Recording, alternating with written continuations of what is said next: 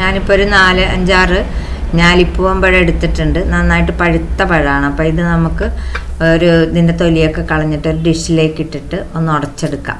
അപ്പോൾ ഇതുകൊണ്ട് ഉണ്ടാക്കാൻ പോണത് നമ്മുടെ കോഴിക്കോടുകാരുടെ ഒരു പ്രധാന വിഭവമായ കൊച്ചിക്കോയ എന്ന് പറയുന്ന ഒരു വിഭവമാണ്.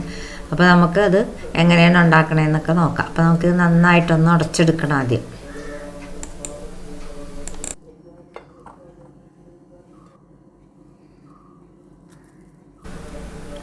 ഞാനിപ്പോൾ ഇത് കൈ കൊണ്ടാണ് ഉടയ്ക്കണത്. നമുക്കൊരു മാഷർ വെച്ചിട്ടോ അല്ലെങ്കിൽ ഒരു കടകോല് വെച്ചിട്ടോ സ്പൂൺ വെച്ചിട്ടോ എന്തെങ്കിലും വെച്ചിട്ട് നന്നായിട്ട് ഉടച്ചെടുക്കാം. അപ്പോൾ പക്ഷേ ഇത് നല്ലപോലെ ഒന്ന് ഉടഞ്ഞ് കിട്ടണം.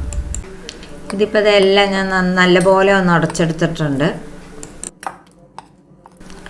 ഇനി ഞാൻ ഒരു 8-10 കഷ്ണം ചെറിയ ഉള്ളി നന്നായിട്ടൊന്ന് അരിഞ്ഞെടുത്തിട്ടുണ്ട്. അത് കുറച്ച് ശർക്കര, 1-2 സ്പൂൺ ശർക്കരയും കൂട്ടി നന്നായിട്ടൊന്ന് നമുക്ക് തിരുമ്മി യോജിപ്പിച്ചെടുക്കാം.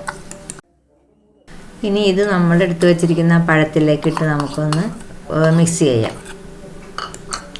ഇനി ഇതിലേക്ക് ഒരു 4-5 ടേബിൾ സ്പൂൺ പഞ്ചസാര ഞാൻ എടുത്ത് വെച്ചിട്ടുണ്ട്. അതും കൂടി നമുക്കിതിലേക്ക് ഇടാം.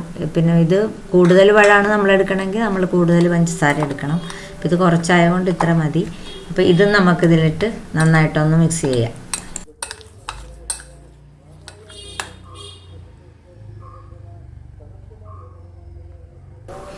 ഇനി നമ്മൾ 1 ഗ്ലാസ് തിളപ്പിച്ചാറിയ പാലെടുത്ത് വെച്ചിട്ടുണ്ട്. അത് ഇതിലേക്ക് ഒഴിക്കാം. പിന്നെ നമ്മുടെ തേങ്ങാപ്പാൽ 1 ഗ്ലാസ് ഉണ്ട്, അത് ഇതിലേക്ക് ഒഴിക്കണം.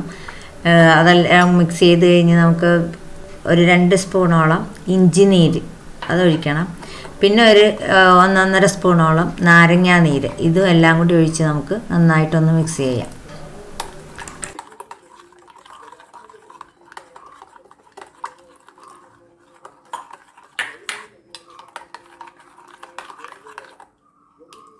ഇപ്പം നല്ലതായിട്ട് മിക്സായിട്ടുണ്ട്. ഇനി നമുക്കിതിലേക്ക് ഞാൻ കുറച്ച് അണ്ടിപ്പരിപ്പ് നെയ്യിൽ വറുത്തിട്ട് 2 സ്പൂണോളം നെയ്യിൽ വറുത്തിട്ട് ഇതിലേക്ക് ഇടുന്നുണ്ട്. ഇത് വേണമെങ്കിൽ മാത്രം ഇട്ടാൽ മതി കേട്ടോ, ഇല്ലെങ്കിൽ ഇടണ്ട.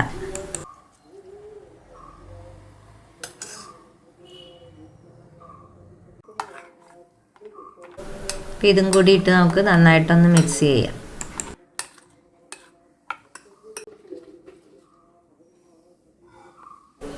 ഇപ്പോൾ ഇത് കോഴിക്കോട്ടുകാരുടെ കൊച്ചിക്കോയയുടെ റെഡി ആയിട്ടുണ്ട്. അപ്പോൾ എല്ലാവരും ഒന്ന് ഉണ്ടാക്കി നോക്കണം.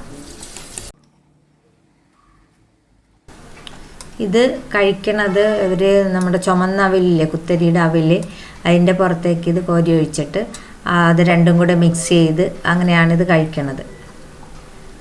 നല്ല ടേസ്റ്റ് ഉണ്ട്. അപ്പോൾ എല്ലാവരും ഒന്ന് ഉണ്ടാക്കി നോക്കിയിട്ട് അഭിപ്രായം പറയണം.